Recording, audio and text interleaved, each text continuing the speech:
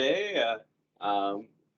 Really talking about a topic close and near and dear to my heart. A lot of my team's time here at Microserve, we're focused around improving cybersecurity maturity with our clients.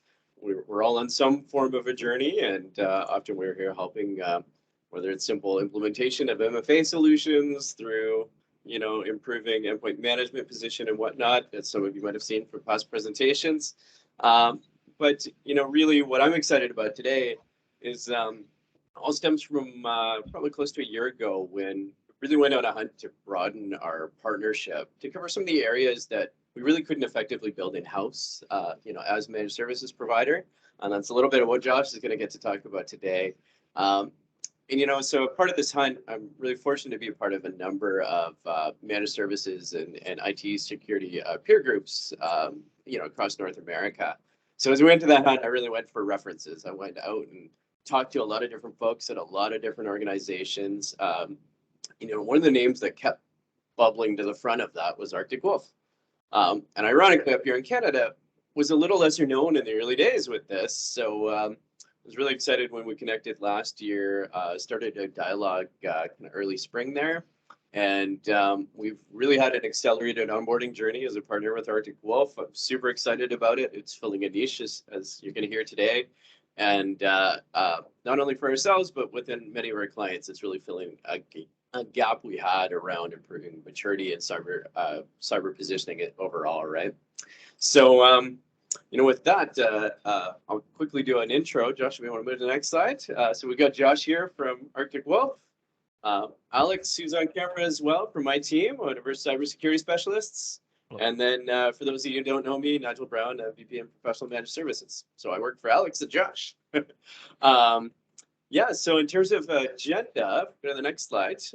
Keeping it short and sweet. Really dive in and talk about some of the challenges, the solutions, where Arctic Wolf really fits into our broader picture.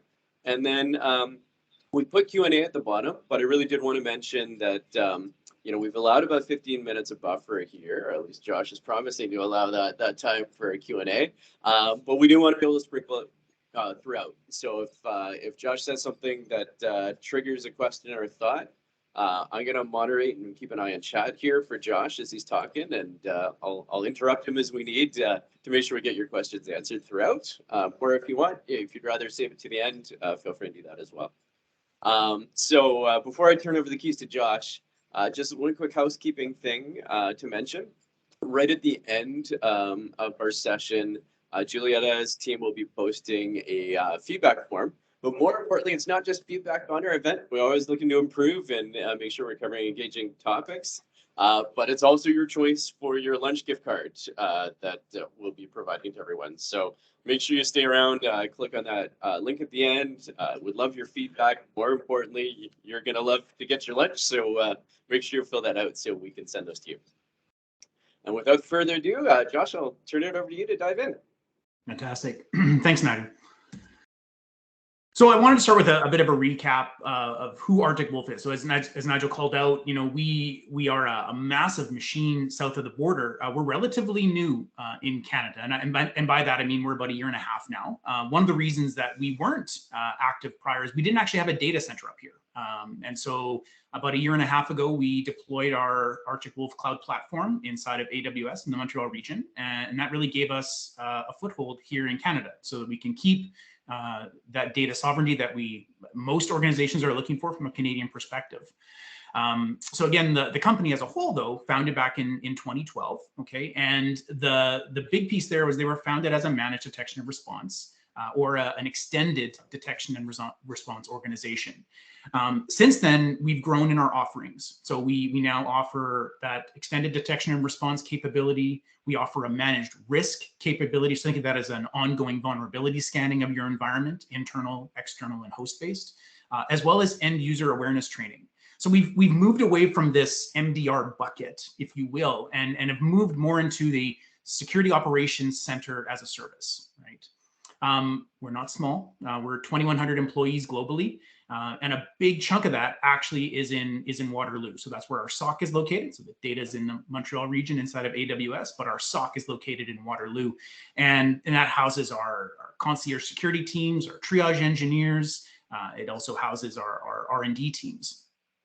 We have obviously footprints elsewhere, as you can see from the slide. So we have multiple SOCs in the US as well as one in Germany. From a pedigree perspective, again, 4,000 plus customers running that managed detection and response service. So monitoring our customer environments 24/7, 365. And I think one interesting stat on here is this 97% retention rate. So, and I'll go into why that is, but once customers come in with Arctic Wolf, they tend to stick around. One of the primary reasons for that is the way that we do our security operations. So there's a lot of people on the market that do managed detection and response or endpoint detection and response, right? These EDR and MDR terms are floating around. Alphabet soup is what I lovingly refer to it as. But what sets us apart is the fact that we have this concierge security team. So just like a concierge at a hotel, you go to them with all your security related questions in this case. And they're named individuals that are responsible for your environment. They're going to be doing monthly meetings with you. They'll conduct quarterly executive briefings. They will work to harden your posture, security posture within your environment. And I'll get into that a little bit later in the presentation. But this is one major piece that sets Arctic Wolf aside from all of the other, insert DR provider on the market today. The other piece that I will call out is our predictable pricing model. So for those that have worked with security solutions in the past, specifically security information event management, or SIM solutions, those are all based on events per second that are generated within your environment, perhaps a volume of log data that you're sending up, and it can be quite costly, especially when there's changes in what you're sending from a telemetry perspective. With Arctic Wolf, we don't look at that. We don't look at events per second. We don't look at volume of log data. So although we're offering this full security operations center service, right, essentially owning the security outcome for your organizations, we actually look at it a little bit more like a product sale. Number of users, number of servers, number of sites you have that have direct internet connectivity, and then number of SaaS services that you may be subscribed to, Office 365, G Suite, Box, or Salesforce. And again, we keep those separate because not everyone is leveraging those. And so we use that to dictate our predictable pricing model. So again, what you're paying for when you start at the beginning of the year is what you're paying at the end. If you send more log data, that's not a problem. And one of the last bullets on this slide, which I think is key to this entire thing, is we are 100% with the channel. So we are in alignment with Microserve.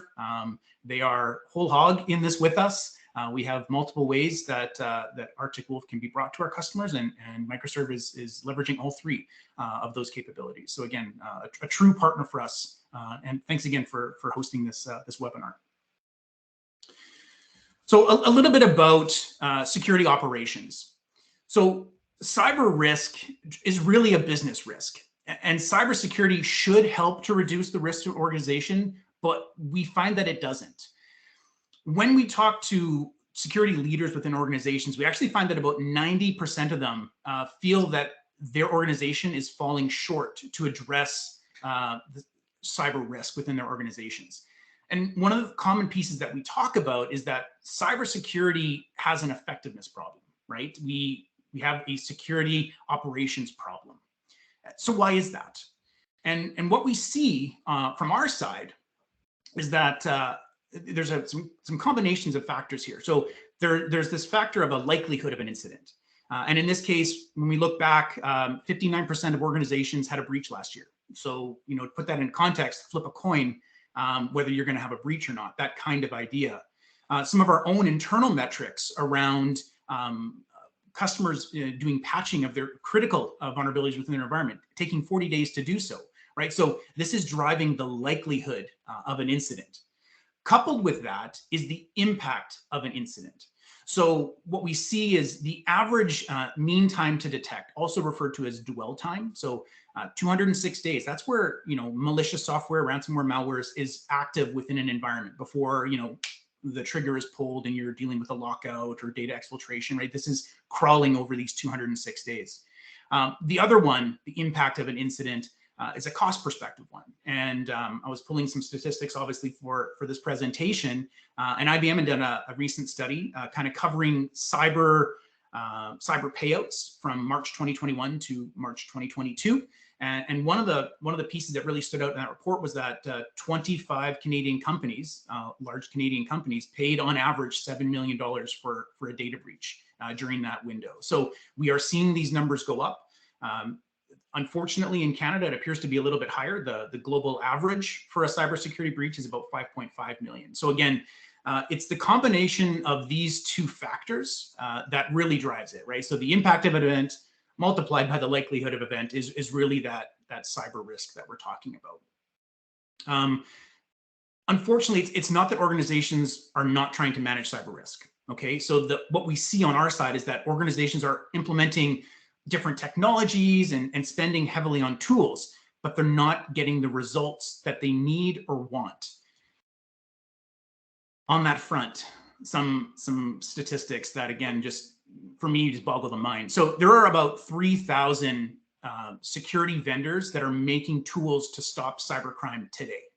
Okay, collectively, last year we spent over $120 billion on tools globally, right, to address this problem. With that, we still had almost 4,000 reported breaches. Okay, it's not the little breaches that happen and we don't say anything because it was teeny and it's fine, we fixed it. So again, when we look at this, cybersecurity doesn't have a tools problem. Okay, we don't have a tools problem. We have a tools effectiveness problem. That's what's going on in the industry today. And this is also something, I mean, I'm guilty of it myself, if you will, right? I came from data management. That was where I was from. So Commvault and Zerto were kind of my backgrounds. But again, those are tools to solve a problem, right? And what we're seeing in cybersecurity, again, is that's not enough, right? We need to operationalize what we're doing from a security standpoint. And that's really where Arctic Wolf has come to market on that. So I want to lay out a bit of a scenario here with regards to what the landscape looks like from that perspective. So when we are having conversations with customers, there are items that we talk about in kind of this before aspect of the left-hand side of your screen. Then I'm going to be talking a little bit about what this Garden of Eden or Nirvana state for security would be, and covering kind of the differences where Arctic Wolf will be able to address that. One of the common things that we come across is there's not enough time. So if your administration staff, be them security or regular, are reviewing alerts, if they're spending a couple hours a week, it's just wasting their time.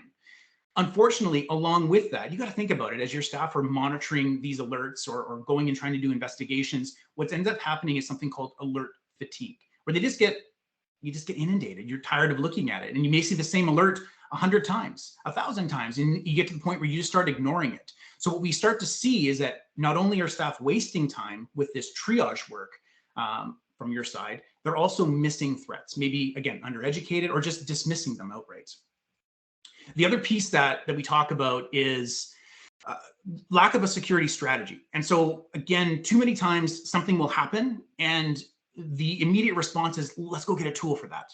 So you go to market, get a tool, it's implemented, and what you see is like 6 or 8 months down the line, the tool maybe not implemented as properly as it should be, or requires more staffing than initially anticipated.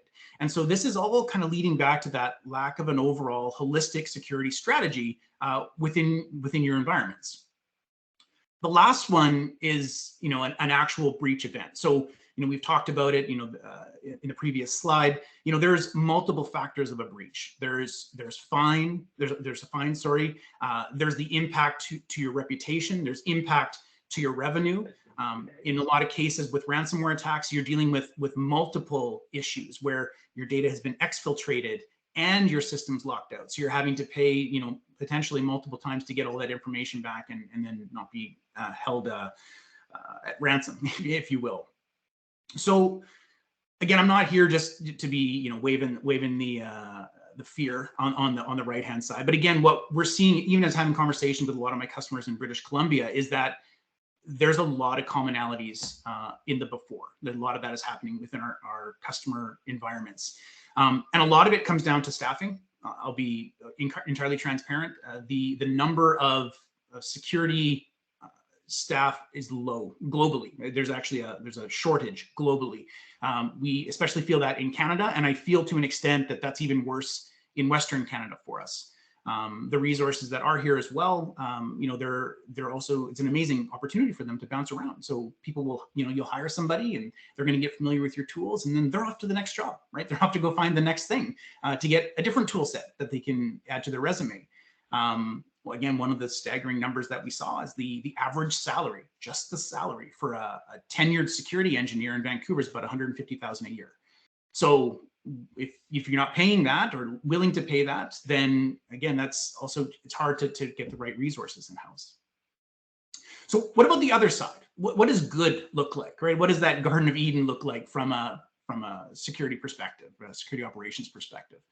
So one is alert priority. So I just tell me what I need to focus on. I don't want to go weed through thousands of alerts. I want to know, my top, 3 or 4 alerts that I need to be focusing on, and I need to direct my staff to work on. The other side of it is demonstrating security posture. And this is neat because this kind of comes in a couple of different ways. Demonstrating security posture, being able to come back to management and say, hey, these are the risks that we mitigated this month. These are the outstanding risks that we have going on. You're trying to potentially apply for new streams of business within your organization, and maybe you need to show audit reporting. So being able to bring audit reports back that are backed by information supplied by a security provider to basically say, hey, this is where we comply for HIPAA or NIST or insert framework here.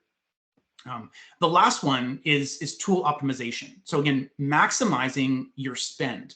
So if we have the time to properly configure these tools on your end, again, showcasing to the business that, yeah, we did make an investment in tools, because tools are still part of the overall solution. I am not in any way saying that tools are not required. They absolutely are.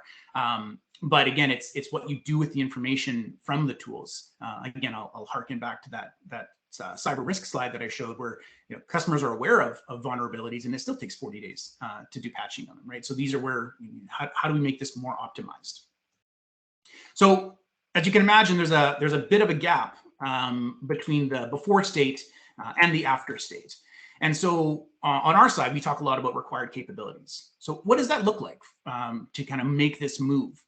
So we kind of bucketized it out to 4 different areas. We want to see everything. It doesn't really matter what framework you subscribe to. We need to see it all, right? You need to understand what's going on your firewalls, what's happening on your endpoint, what's happening in your cloud environments, what's happening in Microsoft 365. We need to see it all. The other one is filtering alerts. I talked about alert fatigue early on in this slide. So again, I need to see what's important. I don't need to see everything, right? I need to see what's important for me. A proactive approach is a required capability, right? Moving away from this entirely reactive state. And this kind of comes in a multitude of ways, but again, it's really about how do we get ahead of problems? And the other one, which I've talked, or I should say the last one, which I've talked about at length, is actually having those security experts. So may they be security experts in-house or security experts like what we can offer, through Arctic Wolf and our security operations platform. So digging into that a little bit more, broad visibility, as I was talking about. So again, when we look at a solution like Arctic Wolf, I use the term extended detection and response, XDR. We've been doing XDR since before XDR was part of that alphabet soup nomenclature that was out there. But again, this is the ability for us to take data from all these disparate aspects of your environment, bring it back into a platform, aggregate it down, and as per the next one, bring correlated events forward, right, to reduce that noise, to take the ownership on us to do the triage work, to do the investigation, to do and build out the prescriptive remediation steps that your staff can then action on, right? So this is all kind of being driven from this broad visibility and this event correlation on our side. Again, proactive comes in a multitude of ways. We are actively hunting threats in our customer environments. Okay, 4,000 customers. If I see something that's happening in Germany, we're going to change rule sets, and that's going to apply to everything. And all of a sudden, we can see if that's happening in Canada or in the US, and vice versa. So shared threat hunting streams. On this same front, I have a threat research team. Their entire job, forward-looking, right, to find out what's happening from a zero-day perspective and helping our customers identify that and get those rules into our platform, right, so that they're rapidly identified. We're leveraging some commercial streams as well. Department of Homeland Security as a primary threat feed for our platform. We use Emerging Threats Pro as part of our telemetry feeds as well. And as well, I'll talk about this a little bit later, but we, in December of last year, we acquired an incident response company by the name of Tetra Defense. And what was really, I'm sure people far smarter than me thought of it as part of the acquisition, but I didn't realize that they too are feeding us updated indicators of compromise, or IOCs, or tactics, techniques, and procedures, TTPs, that attackers are using, because our incident response team is actually the one out there doing remediations for customers if they need assistance on it. So again, they're identifying these things and passing it back. And it's all through that we're able to enrich this threat hunt that we're doing in an ongoing manner. The last one, security experts. So we're a tiered out organization. I've got multiple departments, as I've alluded to already, but even within the security operations center itself, I've got a team, hundreds of individuals that are responsible for triage work. Okay, and these are the ones, again, are going in and doing the investigation. And then coupled with that is that concierge security team. But again, we own that on our side, right? That's something that we do. We own that security outcome and want to engage with you on a regular and ongoing basis. So again, from our side, when we look at some of the value that we're bringing to kind of meet these required capabilities, I mentioned that the CST is named. So you'll be assigned 2 or 3, it depends on the size of the organization, concierge security team members. So again, these are individuals that you'll go back to and say, hey, we just got this audit. Can you help with this? Absolutely. Hey, I need these reports modified to show X, Y, Z. Can you sit down with us and do an executive briefing for our executive? Yes, it's all part of what the CST do. So again, named individuals responsible for your security posture within your organization. Again, backed behind them, that's our triage team. So they're the ones that are doing the 24/7, 365. I call this out because I don't want you thinking that these 2 or 3 poor people are the ones that are up 24/7, 365. So 2 very different roles within the organization. Think of one as providing expertise and guidance from an ongoing forward-looking perspective. Those are the named individuals. And then I've got my triage team for everything that's, we'll call it trench warfare, for lack of a better term. They are your security ninjas, right?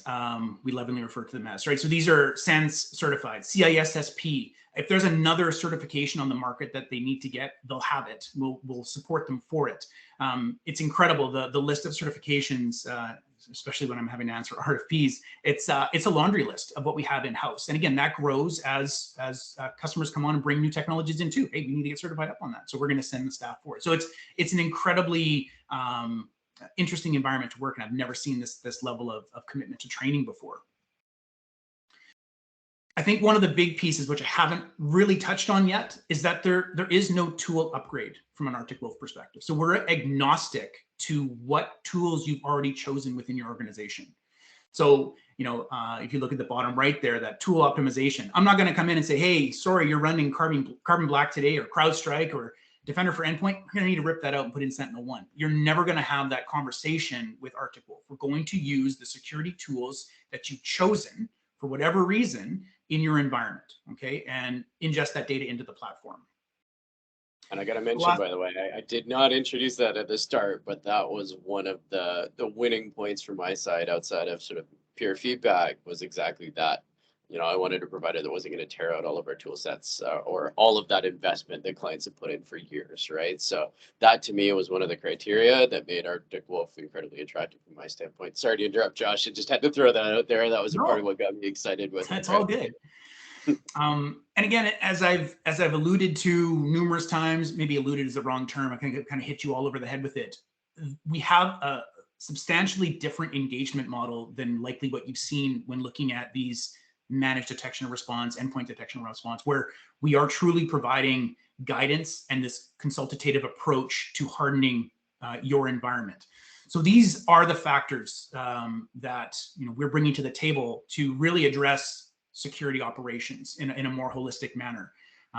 We find that, again, as customers are going out to the market, we've seen this transition over the years. Like, AV used to be good enough, right? Like, oh, we've got AV, that's fine.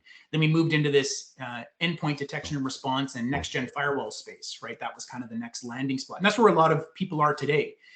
As cybersecurity comes up in visibility, and again, I think this is all something that we've been living in actively in our lives, right? I mean, I don't think you can go anywhere without seeing it.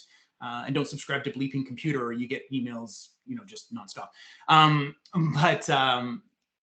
Yeah, it's, as this come up, we've been seeing the shift, right, where people are like, wow, I really want to make the investment in like a security operations center. And even as Nigel said, it is cost prohibitive to build that out, right? There's a tooling aspect to it, right? And on top of that, there's an absolutely staggering human investment as well. To run a 24/7 operation internally, you're looking at between 6, depending on on what kind of shifting you want to have, but between 6 and 12 employees, right, to kind of run a 24/7 operation. And again, this is something that with Arctic Wolf, we are delivering a 24/7 operation, and you don't have to worry about that staff member leaving or going, because again, we've got that on our side, right? We're in depth with training, in depth with that knowledge set. So moving into a bit of the platform and highlighting on a few of the points that I talked about. So holistic when we talk about the information that we're ingesting from our customer environments. Okay, so being able to pull in data from endpoints, and again, I listed a few of those off: Carbon Black, Defender for Endpoint, CrowdStrike, Sentinel-1, Trend Micro AV. We can get some of the older guys on there, right? WebRoot, again, the list goes on. So we're able to bring that information into the Arctic Wolf platform.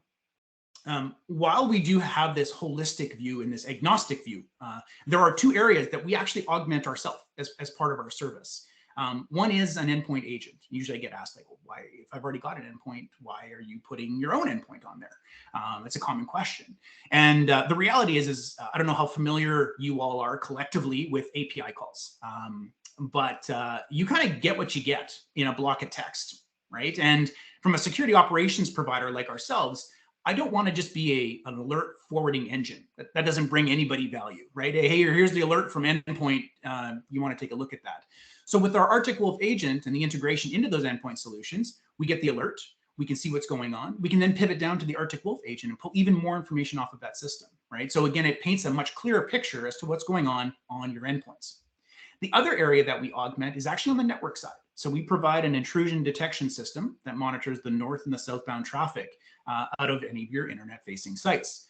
Again, for me, it's a massive differentiator in the market, even from a detection perspective for us. Like 30% of our detections come from flow data, right? It's what allows us to see and really look at reducing dwell time in our customer environments, because you can start to see the seeds of a ransomware or a malware attack via command and control or beaconing or data exfiltration traffic through that network sensor. The ability for us to tie into cloud, so infrastructure as a service for Azure, AWS, GCP, but also those SaaS-based solutions that I talked about previously, Microsoft 365, G Suite, Box, and Salesforce, right? So again, bringing all this telemetry in, helping us paint this picture as to what's actually happening in all areas of your environment. Identity is a broad one as well. On-prem AD, Azure AD, Okta, Duo, Microsoft authentication, right? So understanding what's going on from the identity perspective. And then lastly, the human factor as it applies to security awareness training. So it's off of all these telemetry sources that we pull back into our extended detection and response, or XDR architecture, and then again, drive this concierge delivery model, which I've been talking about. So just from an offerings perspective, again, so we get a bit of a visual instead of that black and white text slide on the initial. So we have 3 distinct offerings. They can be purchased together. They can be purchased separately. It really depends on where you're at in your security journey. So we offer managed detection and response. That's the 24/7, 365 monitoring of your environment. It's the triage work. It's understanding, helping you understand what needs to be done to fix it. So building out prescriptive remediation. I have managed risk. Think of this as ongoing vulnerability assessments. Okay, this is not penetration testing. I'll get ahead of any of those questions that may be coming into the chat. So it's vulnerability assessments. We do it in 3 ways. We have host-based detections with our agent. We're able to pull off those CVEs that are on there. We collect the CIS benchmarks for those systems. We collect internal scanning and we facilitate external scanning. We aggregate all of that back into a dashboard. And although that may sound like a tool, if I were to stop my conversation right there, absolutely, that would be the end of it. That's a tool. Where again, we provide value on top of this is with that concierge security team. So those same named individuals that would be helping you with managed detection and response, as an example, would be helping with the managed risk. So if you had questions around what CIS benchmarks should we be focusing on? What are the low-hanging fruit that bring the most value? What CVEs should we be patching? So that's where you can have conversations with your concierge security team. And instead of going to cybersecurity Google and trying to figure it out there, you've got humans you can interact with and have that conversation. The last offering we have, the newest one to the family, aside from incident response, is our managed security awareness training. Okay, with this, we're really truly looking at taking that entire administrative burden off of your lap. What does that mean, Josh? We're going to build phishing simulations. We have our own studios to generate our own video content, both live action and animated, as well as quizzing that we'll build out. So we construct all of that, we send it out, we collect the results, we do the result interpretation, and what I'm looking at from your perspective is a monthly cadence call. It's called a report card call, where we sit down and have a conversation about the users that may not be getting it from a cybersecurity perspective. Maybe somebody who's not completing their training, not completing their remediation, falling for phishing simulations. So again, we own that entire administrative burden. And we're not here to deliver a tool, right? This is not like some of the other tools on the market where you're responsible for doing all of those administrative tasks. That's entirely on us. The last piece that we have here, again, I mentioned it, the acquisition that we made in December of last year is our incident response capabilities. So again, this is coming from a company called Tetra Defense, incredibly well-known organization. I frequently get asked if they're sitting on the bench of IR providers for Canadian insurance underwriters. Yes, they are. And if they're not, have a conversation. And again, their pedigree speaks for them. They're quickly added to the bench in most scenarios. For Arctic Wolf customers that are retaining 1 year of logs with us, we provide a $0 retainer. So you have all of the legalese out of the way to deal with Tetra Defense if you needed that capability. For people who are not an Arctic Wolf customer, we still have the ability for you to reach out. So in this case, you talk to your Microserve individuals. If you're dealing with any kind of incident, they'd actually submit a registration for Tetra, and we will be back. Tetra will be back to you within an hour to start a scoping call and provide a statement of work on what it would take to do remediation within your environment. Speed matters in a lot of ways in our lives, but speed truly matters in these incidences where you may be having lateral movement or again, you're under ransomware's thumb. And so again, I've seen, unfortunately, already half a dozen of these within British Columbia where they truly are getting back, within that hour window, and in a lot of cases, it's been 20 minutes, half an hour, and they're having conversations with customers that are in breach scenarios. I'll pause there for a second. Any questions in the chat? Do we have anything? No questions in the chat right now, but I'll throw it out to the audience. Is anything coming to mind before we keep going here? Anything you'd like to pepper Josh or myself or Alex with? All right, I'll take it. Okay. So the other part with Arctic Wolf that I'm calling out here is the onboarding piece. Like what does that look like for organizations? So as part of onboarding, your service doesn't start until you're completed onboarding. So typically we give yourselves 30 to 45 days of run rate to get it on board. Most customers are completing it within the 30-day window, as the slide indicates. We're also not asking for a lot of your time with that. So you can see that we're asking for about 10 hours of your time during that 30-day window. Again, fully guided. So we facilitate a technical kickoff where we get all your site information, understanding, kind of the conversation that you would have had with me as part of a pre-sales motion. Then the team will move into helping you install sensors, going through and ensuring readiness, and then moving into the acceptance and customization, really where you start to get introduced to that concierge security team, your named individuals, and they're going to run through how to leverage the platform with regards to manage risk and just portal training in general, as well as any additional custom aspects you need. So while Arctic Wolf is delivering this to 4,000 customers, we absolutely have the ability to customize alerting to what fits your environment. Everybody is unique in how they come to market. Everyone's unique on their needs, and we're able to address that with how we go to market. So does it work, right? Like that's the core of all of this. Like, so bringing all this together, does it actually work, Josh? Our goal is to reduce the likelihood and impact of cyber risk within our customer environments. I mentioned dwell time being 206, 207 days earlier on in the presentation. For Arctic Wolf customers, our dwell time is usually around that 30-minute mark. So we are rapidly identifying it. Again, this is the whole concept of the broad visibility, right? We're not just looking at AD. I'm not just looking at endpoint, right? We have firewalls, endpoint, cloud, authentication, flow data. And so through all of this, we're able to rapidly reduce dwell time in our customer environments. When we look at when attacks occurred, and this number I was impressed with this one. It makes sense, but it's still, I thought it was impressive, was the fact that 35% of the attacks are occurring off hours. So 8 p.m. to 8 o'clock a.m.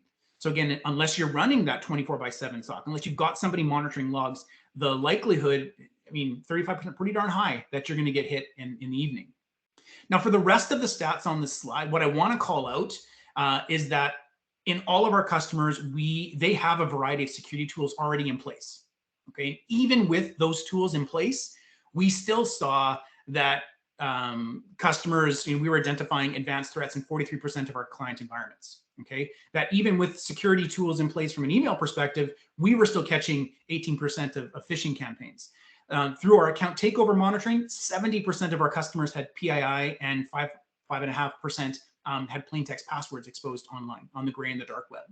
And then from a more upbeat stat, 35. So what we saw was that from an unpatched vulnerabilities perspective, customers that are leveraging our security awareness, our managed risk offering actually had a reduction by 35% in patching. Again, because the whole idea is that we're making it more consumable.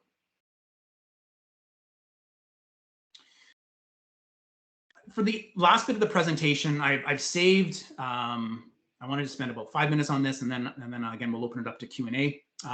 But there's something that the security team, from a concierge perspective, does at Arctic Wolf that no other managed detection and response companies are doing today.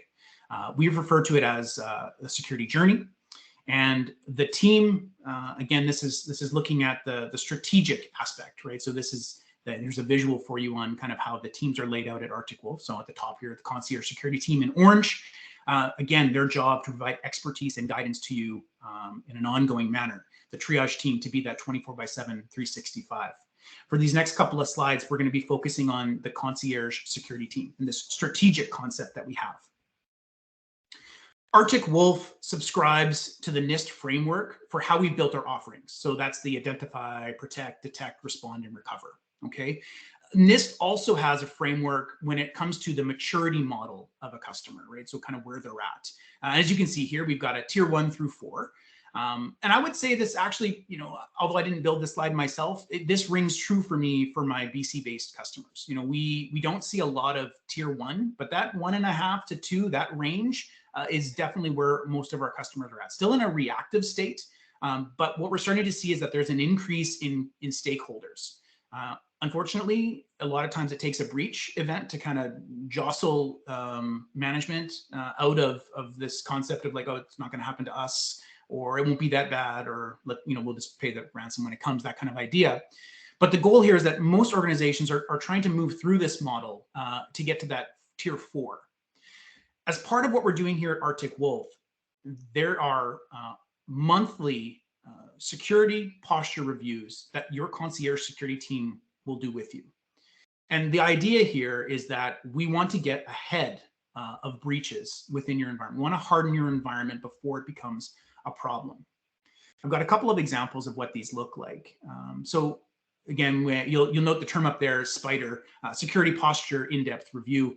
And again, the idea here is that we're going to go in and the teams are going to look at proactively and in an ongoing manner different areas of your environment. This particular one's around firewall assessment. So we'd be looking at things like the flow data to understand, hey, we saw some FTP traversing the firewall. Is that common configuration? Hey, you've got RDP open through your firewall to the world. Is that by design? Because it's definitely not a best practice. So they'll go through and have some conversations, understand how your firewall infrastructure is set up. Are you running an HA? Should you be running an HA? So they're going to go through and ask a multitude of questions. in one of our customers, this was actually one of the things that helped bring them into the Arctic Wolf pack. They had just gone through a transition from SonicWall firewalls to Palo Alto. So that was the transition that they had made. And he was like, this firewall, we're brand new to Palo Alto. I have no idea. You've got Palo Alto experts on the bench. Can you guys do a firewall assessment for us? I just want to make sure that it is appropriately set up by Palo or the consulting organization that did the work. And the answer is absolutely. That's something that we can do. What I like about this too is that it's not drop this on your desk and walk away. There are typically takeaways for your concierge security team, maybe with how the alerting is done or what you want to see. So Arctic Wolf has takeaways from this. You may have some takeaways from this as a customer. And then because we have a regular meeting cadence with the concierge security team, monthly at a minimum, we're going to come back and follow up with you. Where are we at with that, right? And if we did follow up, everyone's done their work, great. How did that reduce our risk score overall? And so this is something, these ongoing assessments that the concierge security team is performing. One of the other ones I want to call out here is ransomware and malware hardening. Again, this is one of those ones top of mind for everybody, right? There's a multitude of ways that information can be compromised within your environment. I mean, if we look at the Uber breach, right, a whole different tactic, technique, and procedure, that MFA fatigue, if you will.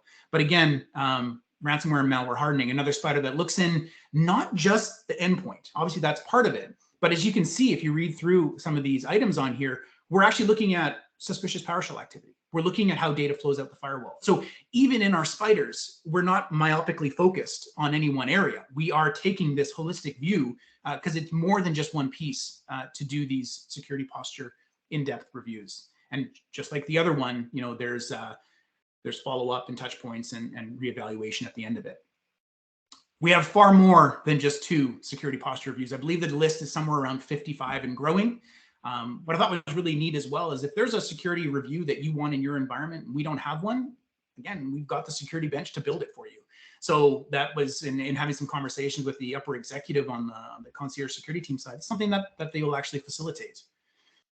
So as a scroll through, just a few of the other security posture in-depth reviews that we have on the truck today that, again, could apply to your environment. What's nice, too, is you can help dictate to us what that looks like, right? So we're not putting you on a path and forcing you down it. As I'd indicated, that one customer said, hey, I really want to lead with a firewall assessment. We typically lead with an Active Directory one, right? And just say, where are we at with Active Directory? Is Active Directory configured properly? How are your password policies? How's your group policy configurations, right? So again, those are called ad hoc or diversions from the security journey, but again, not a problem. We allow it, right? It's really about what's important to you and your organization. Key takeaways from this one. The security journey is how Arctic Wolf ends cyber risk. If you go to our website, you'll see that our goal as a company is to end cyber risk. It's lofty, but again, this is one of the ways that we're moving towards this. The concierge security team, those named individuals, do have a forward-looking view to harden your environment over time, right? We want to see our customers with increased security postures, right? And we're going to work actively with you to do that. And then when we're doing it, we're tracking all of that back, be it patching, be it these hardening reviews that we do, and we're feeding that back so that you can then articulate that back up to management layers, right? Hey, we are doing this, and we are actually seeing a true and honest reduction. So in closing, why Arctic Wolf? And really to move the needle on security effectiveness or security operations, right? We all need better protection, okay? And we need our organizations to be more resilient to attacks today. And we're gonna do that through a multitude of ways, right? So from a protection perspective, you know, Arctic Wolf can detect commodity attacks, okay? So the malware and ransomwares, those advanced threats that are latent in customer environments, providing that 24/7 coverage. From a resiliency perspective, again, that proactive capability. Let's look at reducing the likelihood of a breach. And if we had one, again, that same CST, is going to perform a root cause analysis for you, right, on top of it, and still come back with security recommendations, both internal from an Arctic Wolf perspective, potentially, as well as maybe some additional security tools or some additional security services that would have helped mitigate that type of incident. The guidance, again, I'm not gonna chase that one down. I think we spent enough time on it. But really, what we also see is rapid time to value. And this is kind of getting back to that leveraging your existing investments. Our onboarding is short because we're not asking you to tear out and stuff in new tools into your environment, learn new tools. We want to use what you have. We are going to augment, as I had mentioned, with the Arctic Wolf agent and sensors and scanners from a managed risk perspective. But again, rapid deployment of those. And no, we don't have supply chain issues. We've got warehouses that have all these sensors ready to go. So if you order it, if it comes tomorrow, or sorry, if you were to sign up tomorrow, we'd have sensor on site within the week. So again, we're outside of that supply chain mess.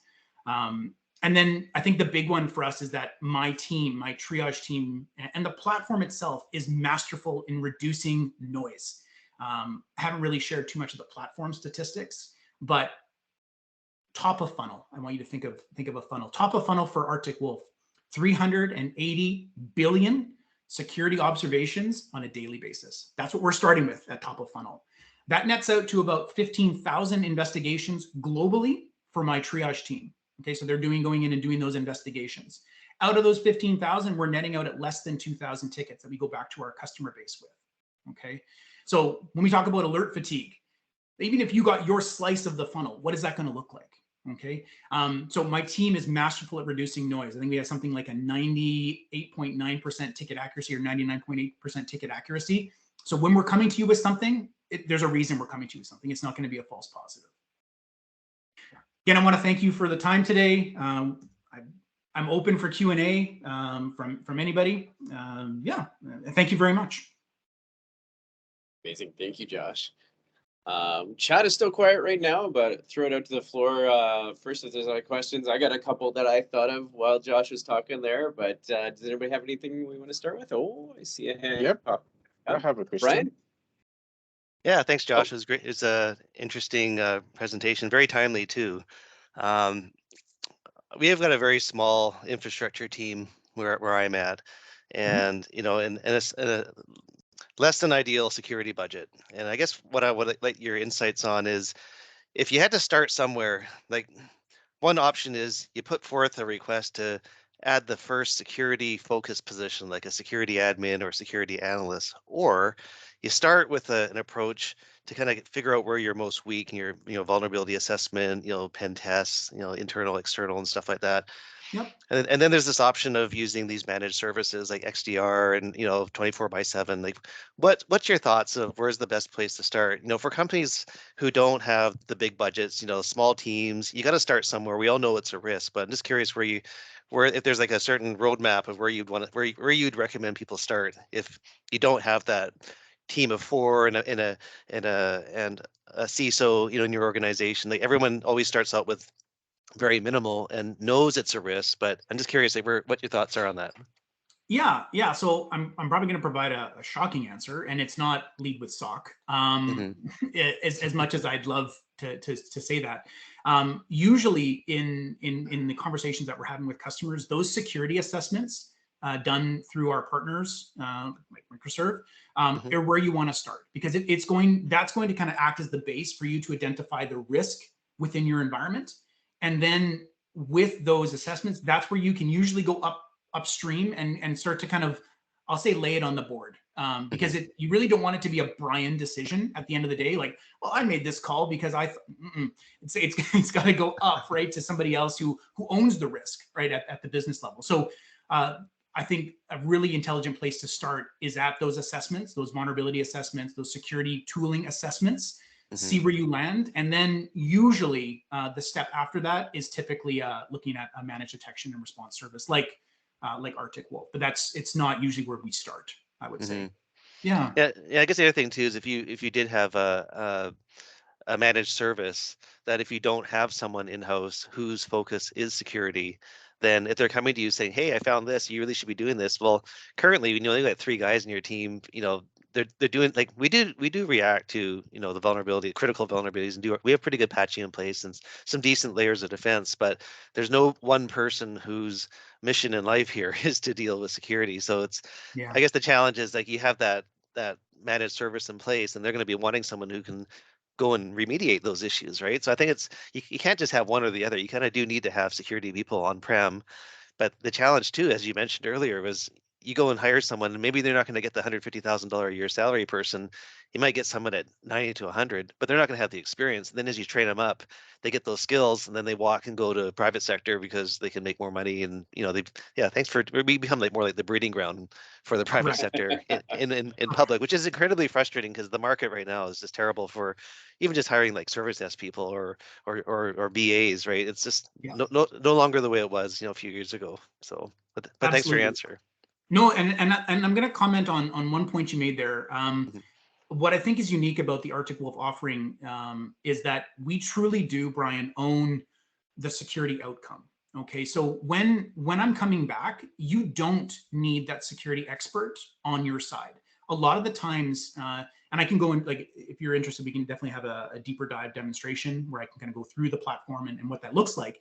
But a lot of times what I'm coming back with are actionable steps that a help desk or a sysadmin can action on. We're also not going to deliver information, drop the mic, and walk off stage. So, I had a peer that was an Arctic Wolf customer prior to coming in to Arctic Wolf, and in that particular example, he said they had an issue, and he needed to pull.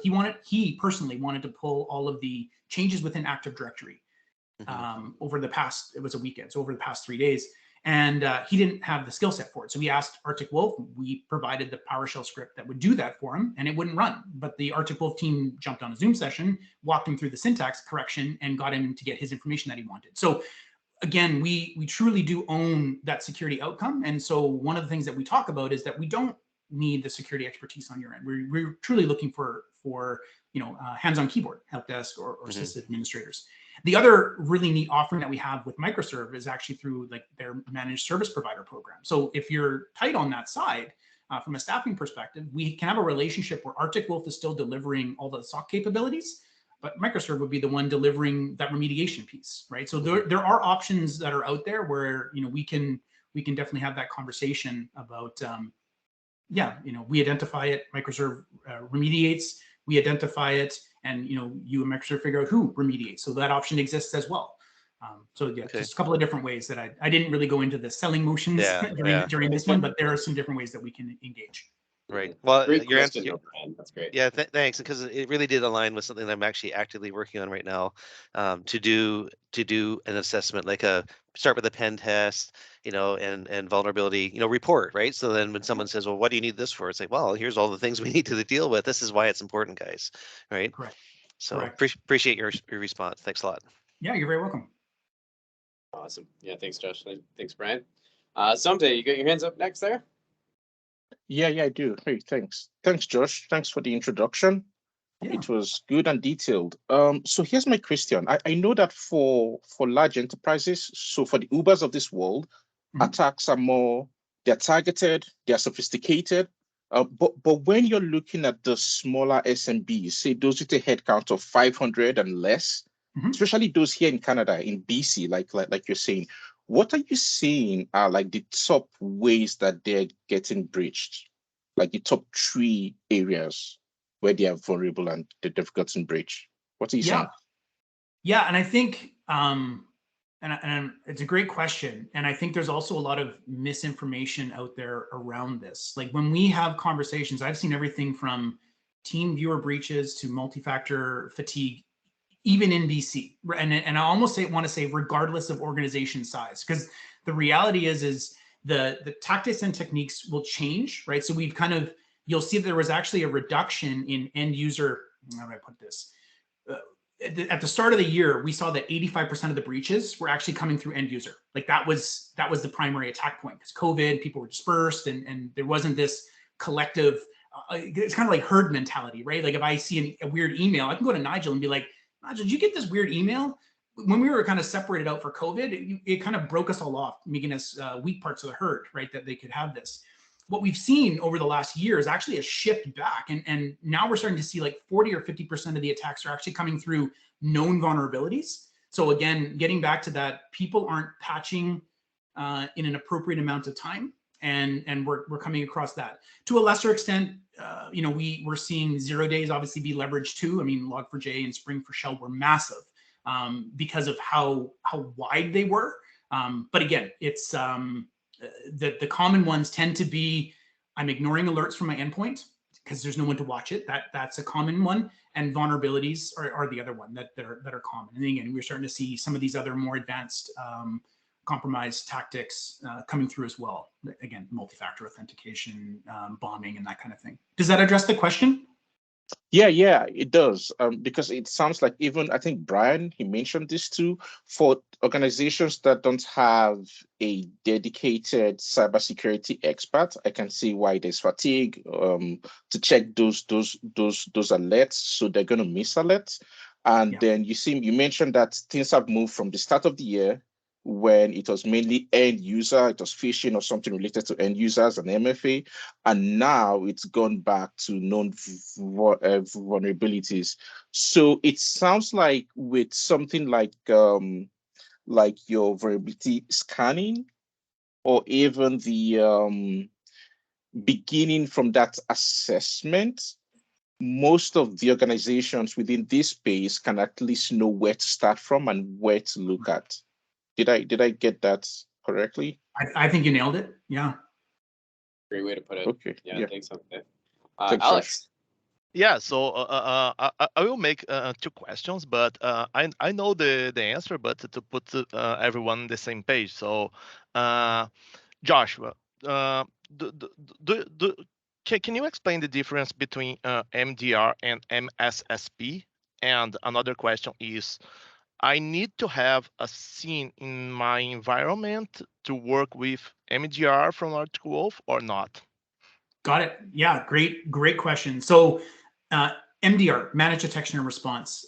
Again, a lot of these, and it depends on who you're talking to, because again, there's, and we don't do fear, uncertainty, and doubt here. That's not how Arctic Wolf goes to market. But traditionally, MDR providers will leverage at some aspect the tools in your environment, maybe your firewalls, perhaps the endpoint gets switched out, that kind of thing. But by and large, they're looking at smaller aspects of your environment to collect telemetry in. They'll do some level of alert triaging, and then again, we see some decreased fidelity in a lot of cases with regards to what they're coming back to you with, right? So what those remediation steps look like. That's kind of the MDR space at a high level.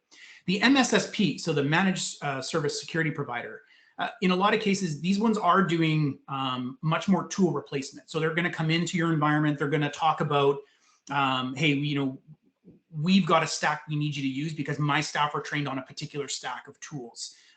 Or again, you're kind of going to them because you're open. You're like, hey, well, we're looking for a bunch of tools. Do you recommend a bunch of tools? And again, they'll come in with a security information event management system, a SIM, right? They'll come in with endpoint, perhaps firewalls, and bring all this information back and then deliver a service. Again, in both of those cases, what we see is a lack of forward assisting guidance and expertise, right? So a lot of them are reactive only in nature.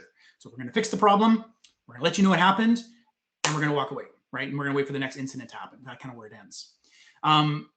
Your other question with regards to, do I need a security information event management system? You do not need a SIM to come to Arctic Wolf. I didn't call it out on my platform slide, the cake slide, if you will, but Arctic Wolf is a SIM. We are our own SIM on the back end. It's homegrown, again, been around for 10 plus years. So when we are getting, RFPs or anything asking about, do you have a SIM? Absolutely, it's built into our platform. The nice part about it though, is that we own it. I always avoid saying SIM because if I say SIM, every single one of you thinks tool. And again, that's not where we are, right? Arctic Wolf owns the security outcome on our side. So we're going to manage that SIM. We're going to manage those rules. We'll create those rules for you. And we're going to bring back that disseminated down, concise information of what you need to do in your environment to fix it. Does that answer the question, Alex? I want to make sure I addressed it appropriately. Yes, absolutely. Thank you. Okay. Yeah, that's great, Josh. Now we are right at the top of the hour. I want to thank everybody for participating today. Those are some great questions.